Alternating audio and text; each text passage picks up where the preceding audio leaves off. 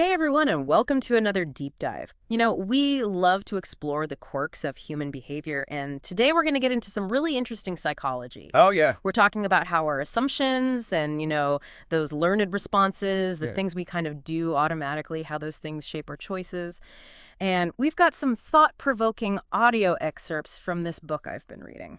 It really is amazing how often we kind of operate on autopilot, right? Like we're making these decisions without really understanding what's driving us. Totally. And sometimes those forces lead us to some pretty unexpected places. Like, Yeah. have you ever heard of the Milgram experiment? Oh, of course. So this study found that 62% of people were willing to give what they thought were like lethal electric shocks to another person Wow. just because like a scientist in a lab coat told them to. It is a really shocking study.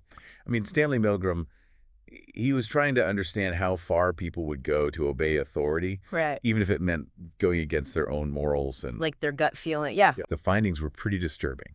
It really makes you think, are we all capable of things we'd never imagine? Like if someone we perceived as, an authority figure told us to do it.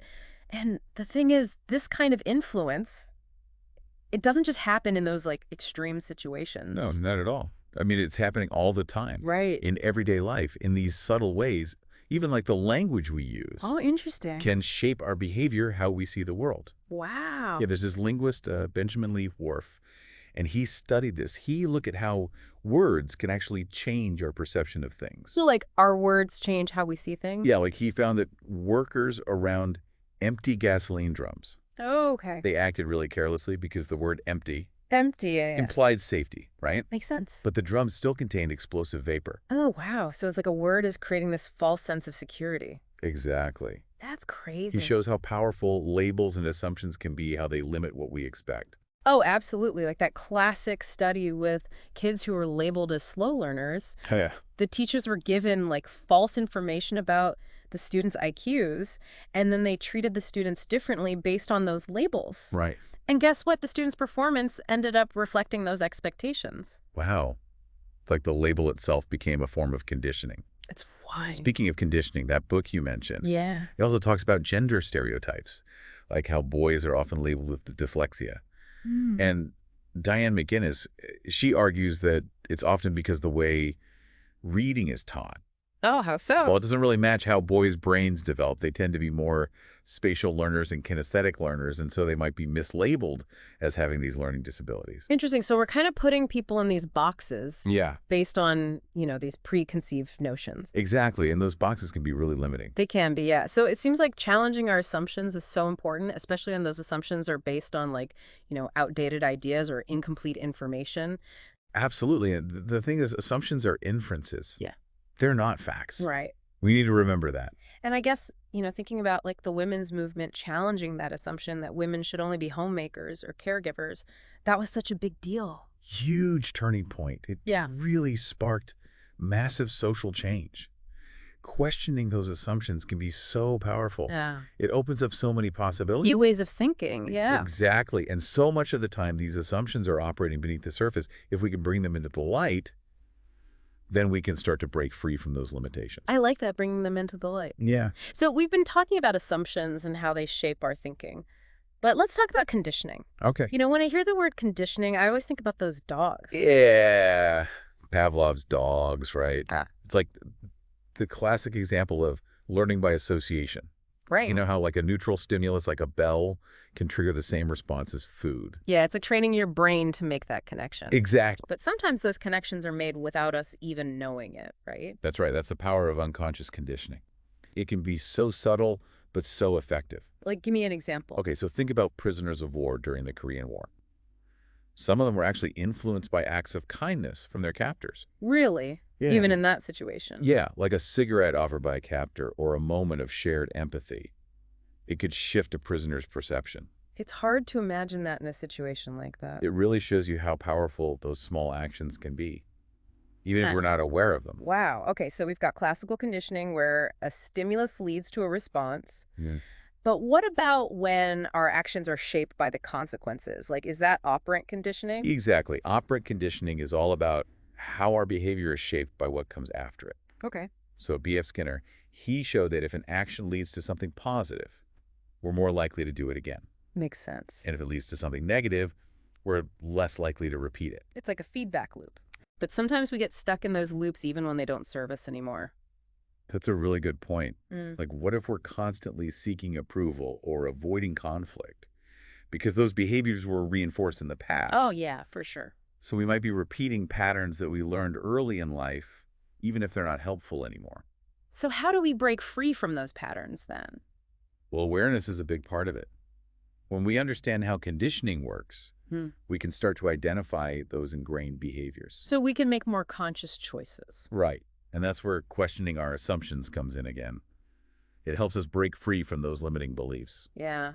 And speaking of limiting beliefs, this book also mentions the concept of learned helplessness. Oh, yes. Learned helplessness. Yes. It's like giving up before you even start because you believe nothing will make a difference. Right. It's like feeling powerless to change your situation. Exactly. And that makes you even less likely to try. Yeah. Martin Seligman's research showed that if we experience a lot of negative events, Especially if you feel like you have no control. right, it can lead to this feeling of helplessness. Yeah. And it becomes a vicious cycle. It makes me think about a time when I was convinced I couldn't. And this actually connects back to what we talked about earlier with labels. Oh, yeah. Because if someone is constantly being told they're a failure or they're not good enough, It's going to make it even harder to break free. exactly, it reinforces that feeling of learned helplessness. Like a double whammy. Yeah.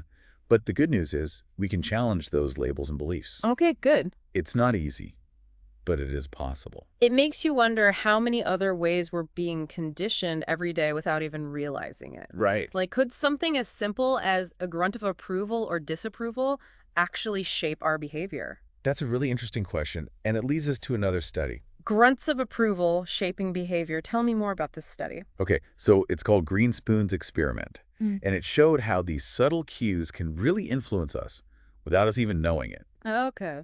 So they had these participants just saying any words that came to mind, and the experimenter would make this little grunt of approval every time they used a plural noun. Plural noun. Yeah, like cats, dogs, houses, that kind of thing. Okay. And guess what? What happened? The participants started using way more plural nouns. Even though they don't realize they were being influenced. Exactly. Yeah. It's like these tiny cues can actually steer our thoughts and actions.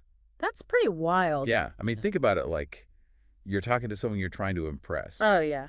You might unconsciously change your language based on how they react. Yeah. Or like a comedian. Oh, yeah, they changed their jokes. Right. They adjust their material based on whether the audience is laughing or not. It's happening all the time. All the time. Right. And it's not just in casual conversations either. Oh, really? Like the book talks about how this technique can be used in interrogation by subtly reinforcing certain answers. You know? Oh. An interrogator can actually lead someone to give up information they didn't intend to. It reminds me of how a therapist's reactions can also shape how their patients behave. Absolutely. Even those subtle cues of approval or disapproval can be really influential. It's kind of unsettling when you think about it. It is. It shows how we're all constantly responding to the environment. Yeah, whether we know it or not. Right. So we've seen how conditioning can affect us in so many ways, both consciously and unconsciously. But why are we so susceptible to it in the first place? Yeah, good question.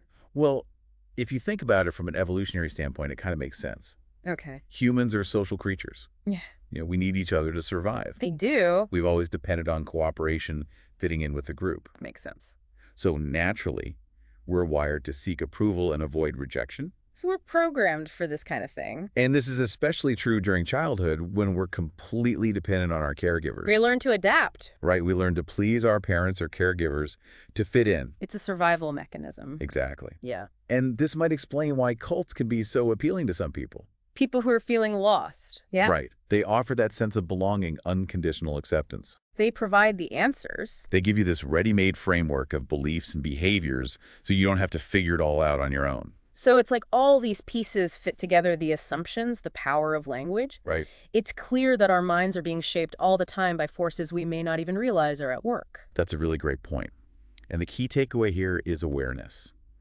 Now that you understand how these mechanisms work, think about your own life. What beliefs or behaviors might be the result of conditioning that you don't need anymore? Maybe holding you back. Exactly. How can you start to challenge those patterns and really become the conscious architect of your own mind? That's something for everyone to think about. That's a great point to end on. It is. We've only scratched the surface here, but we hope this deep dive has given you some food for thought. Some things to think about. Thanks for listening, everyone.